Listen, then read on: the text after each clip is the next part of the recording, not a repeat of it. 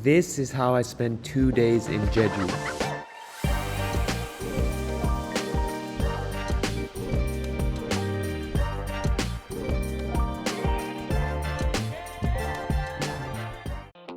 Before we started in Jeju, we actually landed in Seoul Incheon Airport first and then took a connecting flight to Jeju later on that day.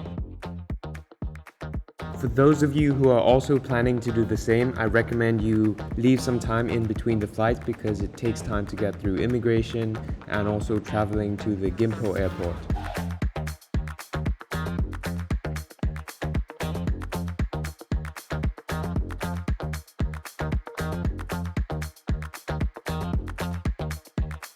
Now that we're at Jeju Airport, one of the most important things to do before anything else in Jeju is to rent a car. All you need to drive a car in Jeju is an international driving permit and your passport. We rented from Lotte Rent-A-Car Korea and the process was relatively simple. I made a car reservation about 2 weeks before the trip and prepaid.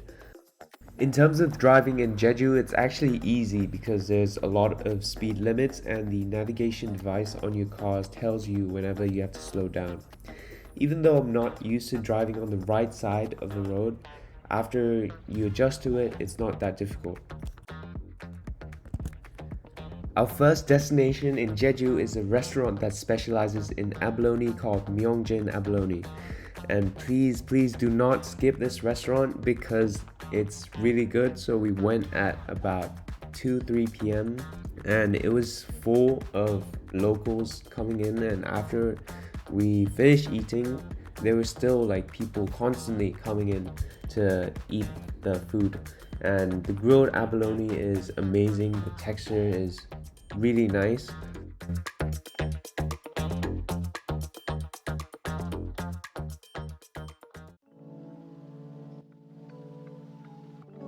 The next stop of the day is a cafe called On. This cafe has clean, minimal Korean aesthetics. Definitely a good place to start your Instagram photos. Although it was raining, this of course didn't stop us from taking some nice photos.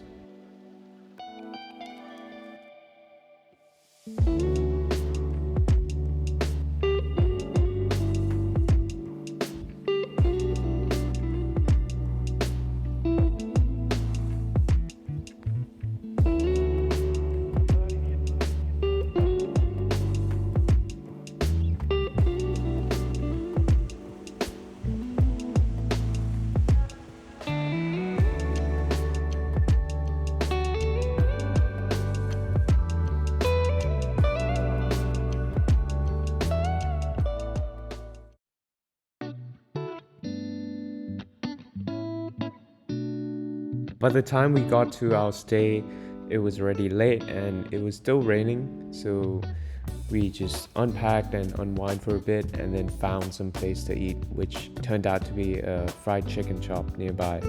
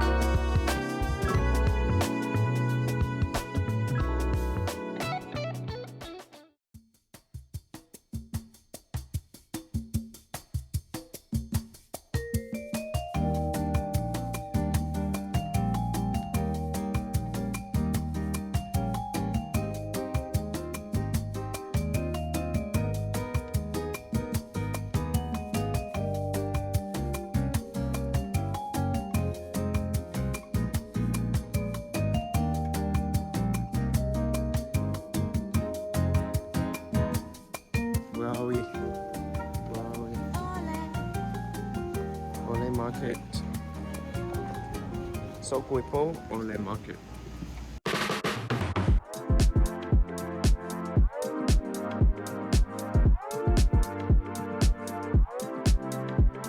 Ole Market has lots of things to go for, but what you should keep an eye out for is trying the famous Jeju oranges, Korea-style street food with Jeju ingredients like Jeju black pork and abalone, and other souvenirs as well.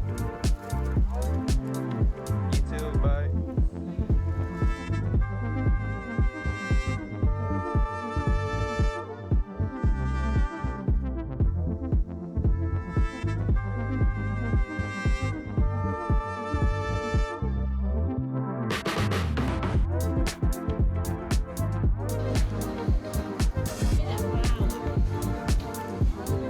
What's it supposed to be? Black pork? No, no.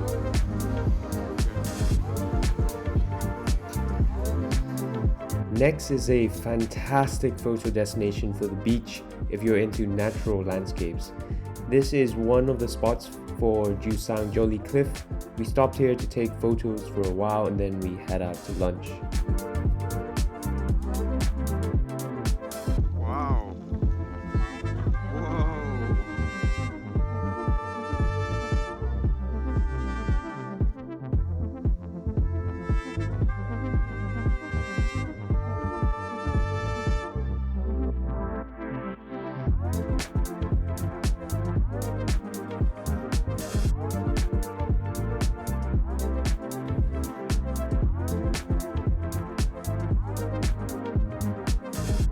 The next lunch spot is by far the best meal I had in South Korea, which is the Jeju Black Pork Barbecue.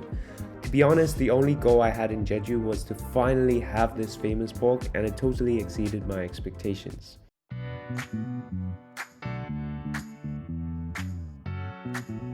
Jeju black pork has more marbling than typical pork, so it's more tender. But the way this restaurant cooked it, apparently you can have it a bit raw since they dry age the meat. So the smell and the texture of the pork is amazing.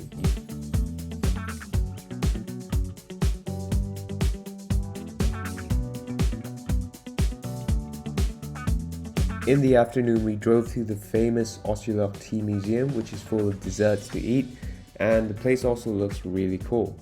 It's definitely worth checking out, and there's things like tea and snacks to buy back as souvenirs as well.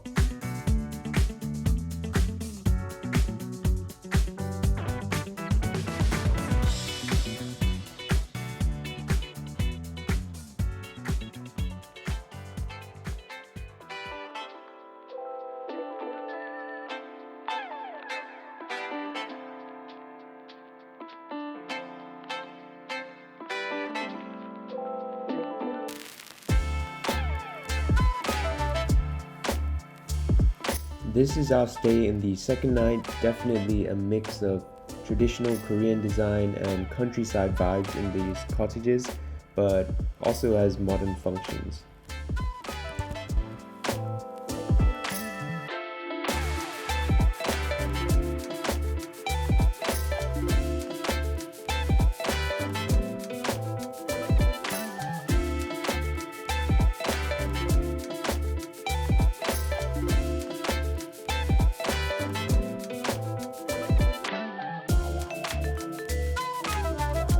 It's almost evening now and the sun is going to set soon, so we headed off to our final destination of the day, which is Bomnao Cafe.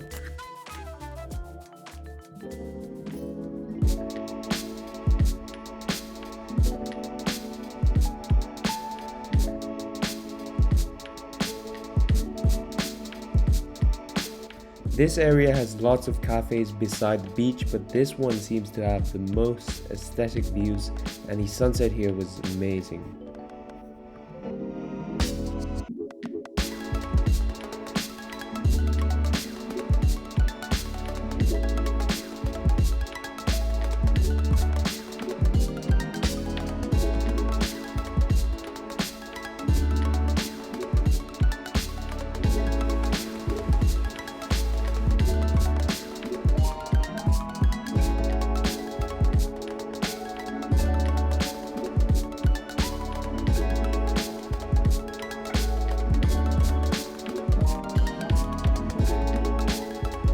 Finally, we ended the day with another classic Jeju dish called galchi, which is a long seafood tray with hair-tailed fish and other types of seafood.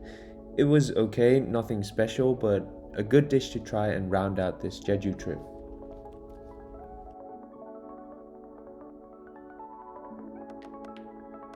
Alright, that's the end of the vlog. Hope you enjoyed it. We fit a lot of things into 2 days in Jeju, but realistically you can spend 3-4 days here and still have a lot of things to do. Overall, it was a great experience and I really enjoyed it.